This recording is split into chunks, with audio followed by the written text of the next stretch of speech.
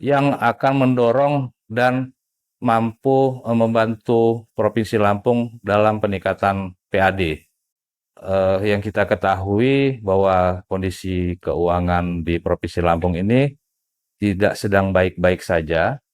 Ya, jadi pertama, pada saat kita di DPR itu sudah pernah melakukan pembahasan soal RJPMD, sangat bersinergi sekali dengan program pemerintah pusat soal Asta Cita Indonesia.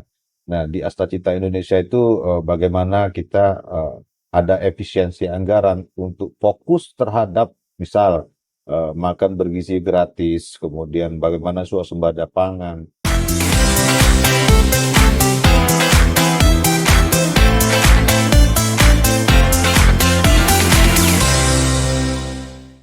Assalamualaikum warahmatullahi wabarakatuh. Tapi pun, sahabat IJP dimanapun berada, podcast IJP kali ini merupakan perdana di mana kita kedatangan tamu yang merupakan public figure di Provinsi Lampung ini. Beliau adalah Denny Ribowo, SSI MSI, salah satu anggota legislatif dari fraksi Partai Demokrat.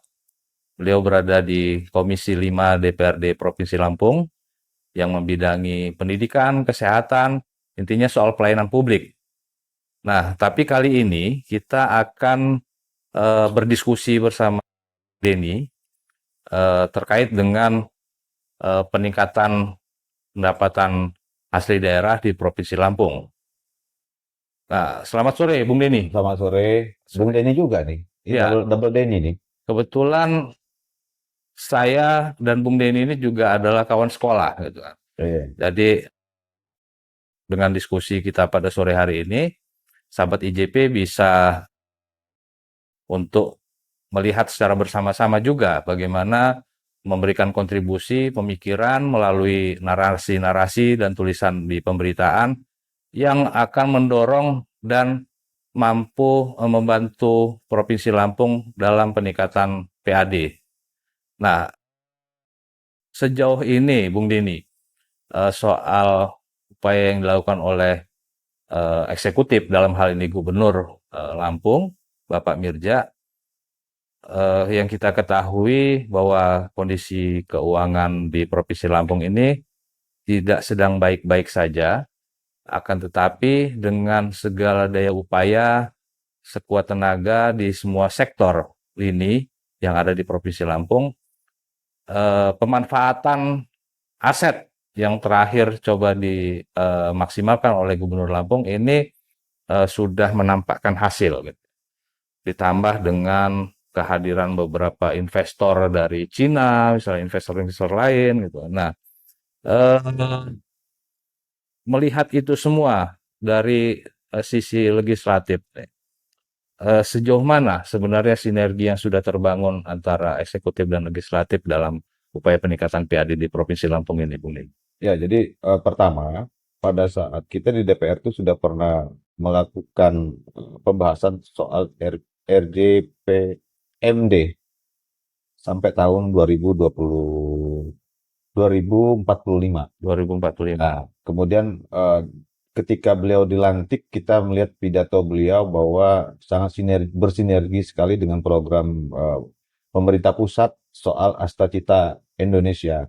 Nah, di Asta Cita Indonesia itu bagaimana kita ada efisiensi anggaran untuk fokus terhadap misal makan bergizi gratis, kemudian bagaimana swasembada pangan, bagaimana membuat sekolah rakyat, bagaimana memberikan apa namanya kemudahan untuk masyarakat untuk akses berobat, misal yang ulang tahun itu ada.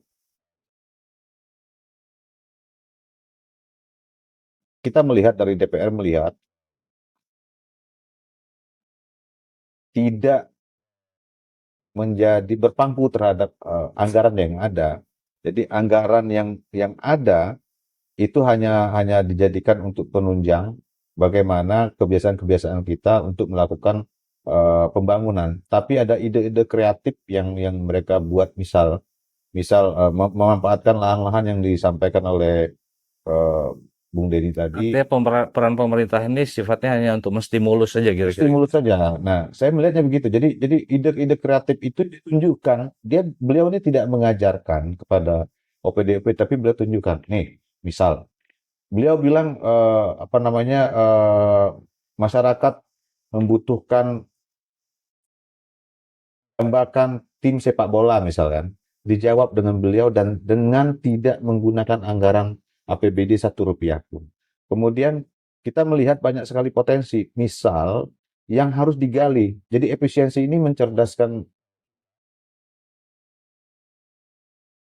PR. Kalau boleh lebih konkretnya, Bung Denny, eh, keterkaitan dengan menghadirkan Bayangkara FC yang tadi disampaikan oleh Bung Denny bahwa upaya ini tidak melibatkan APBD nih, APBD. dengan kalau boleh saya sebut dengan melakukan renovasi stadion, Ya. itu kan menggunakan dana CSR gitu kan. Nah, apa sebenarnya kaitannya kalau kita bicara PAD antara sepak bola dengan PAD ini sebenarnya? Iya, pertama yang kita ngelihat kan ada di situ perputaran ekonomi di situ. Oke, Pedagang-pedagang, UMKM di Lampung UMKM. ini yang menunjang perekonomian, membuat perputaran ekonomi itu lebih banyak itu dari UMKM. Kalau bisa dikatakan gubernur ini memberi jalan Memberi bagi ruang, masyarakat, memberi ruang, ruang-ruang. Misal, bukan hanya itu saja. Misal pertama kali di Indonesia kita buat program kelas vokasi migran. Yang harapannya nanti semua tenaga migran yang tahun 2024 kemarin itu ada 25.000 yang dari Lampung, tidak melakukan pelatihan di luar Lampung, tapi melakukan pelatihan di Provinsi Lampung. Artinya di situ ada perputaran ekonomi lagi. Nah, saya melihat kita kemarin waktu kita membidik di Komisi 5 itu kan saya ada selain kesehatan, pendidikan dan sosial, Kesra, ada Dinas Tenaga Kerja. Dinas Tenaga Kerja ini apa namanya tertatih-tatih sebetulnya. Pertama soal resources, yang kedua soal keterbatasan anggaran. Oke. Nah, ada hampir lebih dari 25.000 perusahaan-perusahaan yang ada di Provinsi Lampung. Tidak mungkin banyak dinas Disnaker itu bisa melakukan pengawasan secara seutuhnya semuanya. Tapi mereka justru melakukan pengawasan pasif bukan aktif. Nah, ini kan sebetulnya sumber dan potensi. Karena kenapa? Di perusahaan itu, misal ada dia menggunakan, kita punya loh peraturan daerahnya, artinya ada undang-undang juga soal air permukaan, Oke. permukaan tanah, soal alat berat, misalnya begitu, soal BPJS tenaga kerja, misalnya. Kenapa itu penting? Itu sangat penting. Misal, ada potensi kita soal alat berat. Ini kalau nggak kita melakukan pengawasan aktif, itu nggak akan kita temukan. Cuman kalau hanya tidak dilakukan hanya ego sektoral saja UPD-nya, itu nggak akan bisa tercapai. Nah, maka kemarin saya mengusulkan buat semacam dinas tenaga kerja bersama dengan Dinas Pendidikan misalnya. dengan DLH. DLH. DLH ini apa gunanya? DLH ini mengawasi soal air permukaan tanah. Nah, ada beberapa hotel, ada perusahaan-perusahaan itu tidak semena-mena melakukan penggunaan air tanah itu, ya, yang sudah diatur sama undang-undang dan peraturan daerah. Nah, maka dibutuhkan bagaimana kita narik PAD-nya. Itu narik PAD-nya kita pasang meteran. Nah, dinas mana? Dinas pengairan kan. Nah, siapa yang narik uangnya nanti? Itu Dispenda. Nah, lintas ini baru 3, ada 4 dinas. Artinya dibutuhkan semacam alat untuk mendeteksi debit air yang diambil ya. Dan itu mereka wajib untuk melakukan pembayaran masukin PAD kita. Nah, misal soal alat berat, soal kendaraan, kita minta perusahaan-perusahaan yang punya kendaraan truknya misalnya, yang platnya masih statusnya di luar Lampung, itu harus bayar ke Lampung. Karena dia cari usahanya di Lampung. Yang kita minta itu jangan kalian, misalnya perusahaan-perusahaan itu, cuman hanya sekedar cari duitnya saja, tapi tidak ada partisipasi untuk itu. Dan misal kenapa penting gitu? Ada kolaborasi 4 OPD ini tadi untuk menggali potensi daerah. Penting. Kan di tengah kita kondisi efisiensi ini yang bisa membangun untuk kalau dia pendapatannya masuk lagi ke kita, artinya pajaknya makin meningkat, tentu pembangunan juga meningkat juga. Kan pembangunan kita ini kan dari pajak dan bantuan-bantuan pihak ketiga gitu kan. yang bisa dilakukan dan sumbernya ada di Dinas Tenaga Kerja karena dia membawahi puluhan ribu perusahaan-perusahaan yang ada di Provinsi Lampung. Nah, ini nggak boleh luput dari teman-teman DPR. Ini potensinya sangat bagus dan saya sudah konsultasi dengan BPK, kepala BPK bahwa bisa dilakukan pemungutan, tapi harus ada meteran airnya, misal air permukaan tanah. Harus ada Ya, meterannya tuh. Nah, saya ngebayang hotel-hotel yang tinggi-tinggi itu gimana coba? Dari mana ininya? Dan harus sportif, misal kan. Jangan hanya main di lapangan aja kan, mungkin ada oknum-oknum yang bermain di lapangan. Itu nggak boleh. Jadi betul-betul 4 OPD ini melakukan kolaborasi untuk menggali potensi-potensi yang ada. ya, sebenarnya ini saya ingat juga kurang lebih 8 atau 9 tahun yang lalu soal pajak air bawah tanah ini sudah menjadi sorotan teman-teman KPK. Ya, Karena saya waktu itu juga pernah dikasih data oleh KPK, itu perusahaan-perusahaan hotel-hotel yang memang menggunakan air bawah tanah gitu ya, loh. Dan ini memang tidak maksimal dalam ya. sektor penanganan atau peningkatan PAD-nya. Nah, kalau melihat dari sisi tren PAD 5 tahun terakhir ini seperti apa, Bung Din? Ya, kalau PAD kita ini kan sumbernya kan nggak banyak ya. Misal kayak apa namanya, sewa lahan, kemudian Pemanfaatan aset ya. aset, kemudian pajak kendaraan.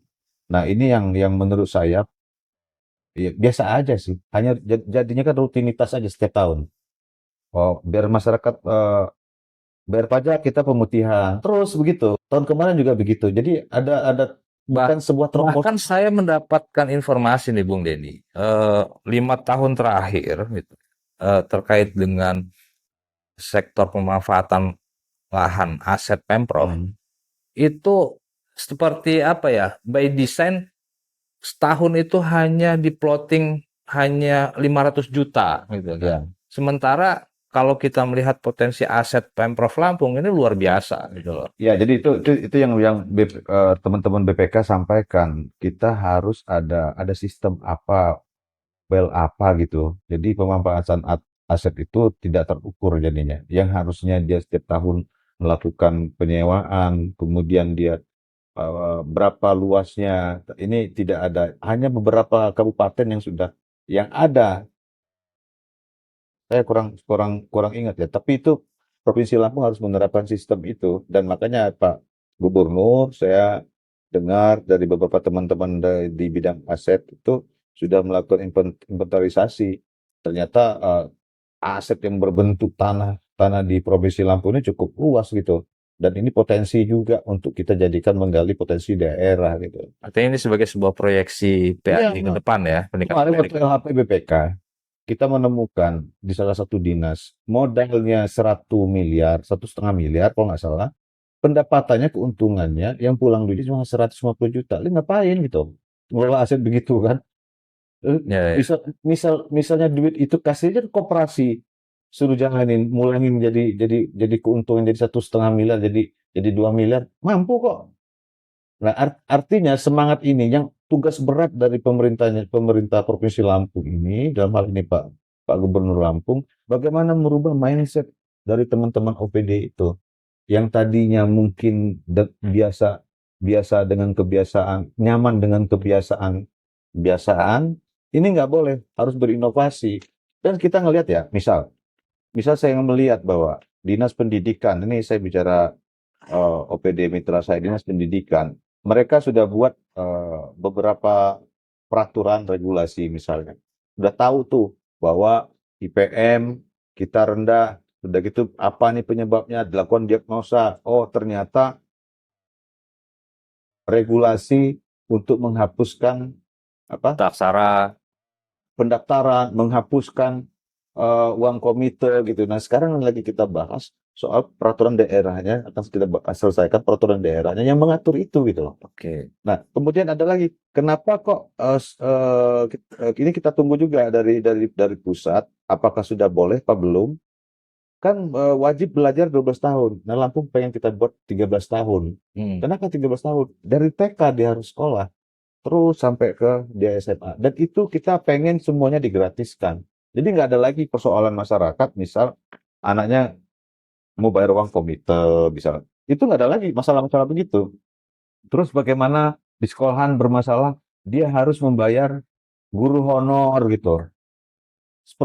Ini sebetulnya guru honor itu hampir selesai sih di Provinsi Lampung ini.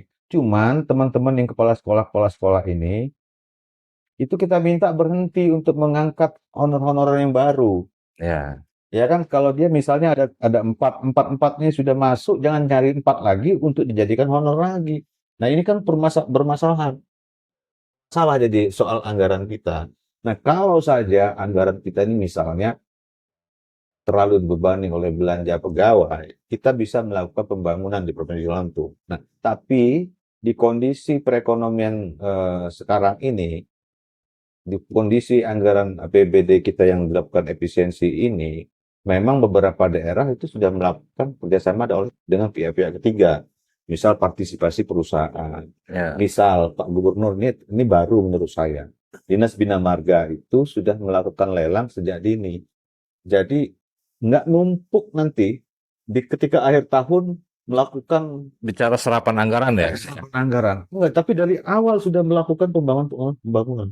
Oke, Nah, artinya upaya pembangunan jalan itu bagian dari stimulus geraknya ekonomi ya. iya.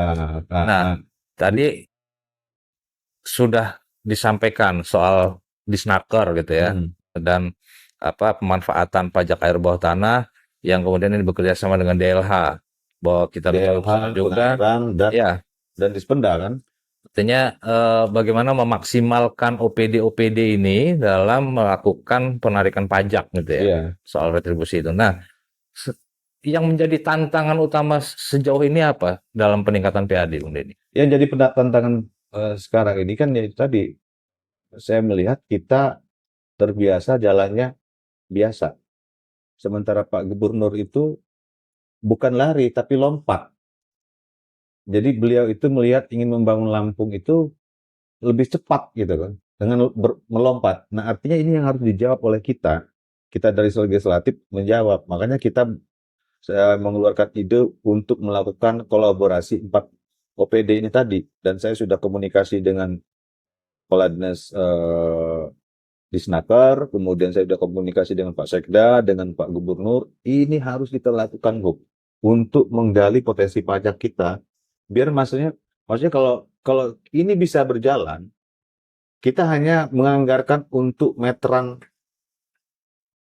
Pajak airnya aja saja. ya, air bawah tanah ya. Air bawah tanah itu, ini kita bisa jalankan, ini bisa berjalan gitu.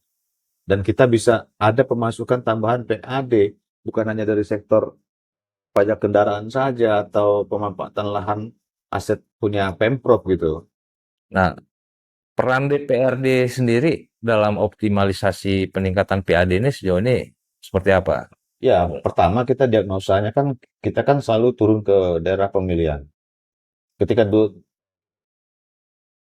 nih persoalan-persoalan, baik dari persoalan BPJS yang dinonaktifkan, tiba-tiba nonaktif, kemudian soal infrastruktur jalan, kemudian soal bagaimana pupuk yang padahal sudah 100% penambahan kuotanya oleh Bapak Presiden, tapi masih langka, tapi masih harganya mahal gitu kan, karena loading pengangkutannya kan jalannya rusak loh. Nah, beberapa itulah yang kita pikir bahwa ini harus ada terobosan baru bagaimana kita menghimpun. Kalau kita menunggu dibuka kunci dari DAK dari pusat sampai kapan belum tahu. Mungkin 2026 juga mungkin akan dilakukan efisiensi lagi.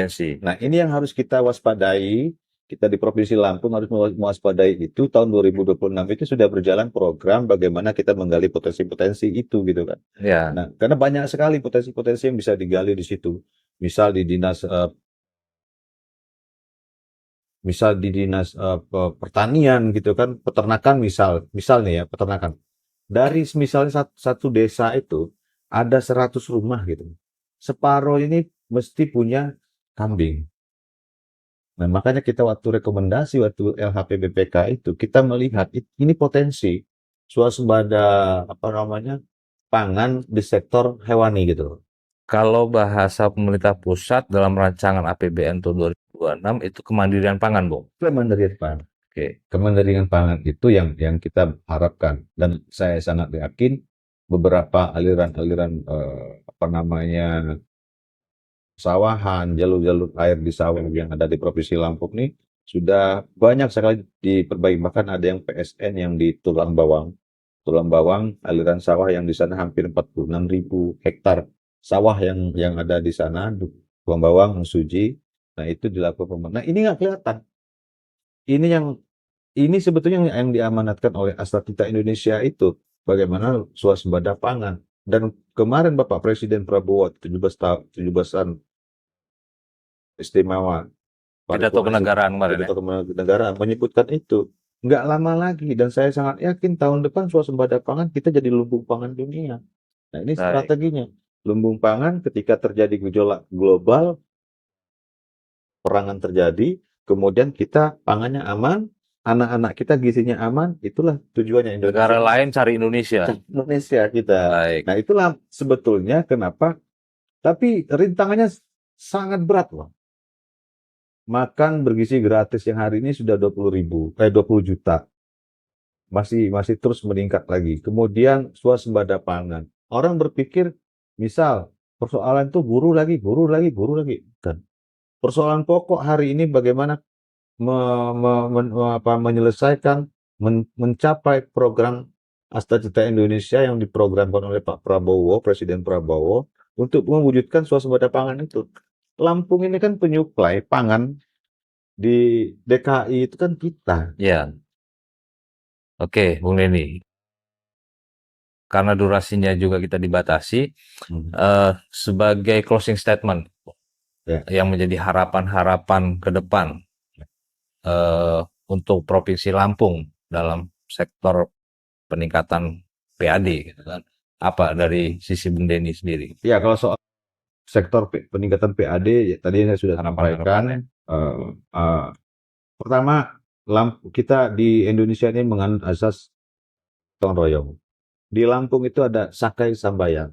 Nah, di Lampung semangat kita kemandirian pangan. Nah, kemandirian pangan berarti kita diajak oleh pemerintah Provinsi Lampung untuk serba mandiri. Misal, kalau misalnya di jalan infrastruktur di depan rumah kita itu jalannya berlubang, ya diperbaiki.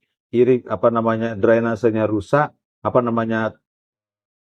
tanah diperbaiki. Nah, ini kemandirian seperti ini. Dan yakinlah pemerintah Provinsi Lampung akan memberikan pelayanan yang terbaik untuk masyarakat Lampung secara mandiri dan bersama-sama sesuai filsafahnya orang Lampung, Sakai Sambayan. Gitu. Tapi mohon selalu dukung pemerintahan Bapak Presiden Prabowo, pemerintahan Bapak Gubernur Ahmad Mirjani Jausal dan Bu Jihan untuk mewujudkan Cita Indonesia.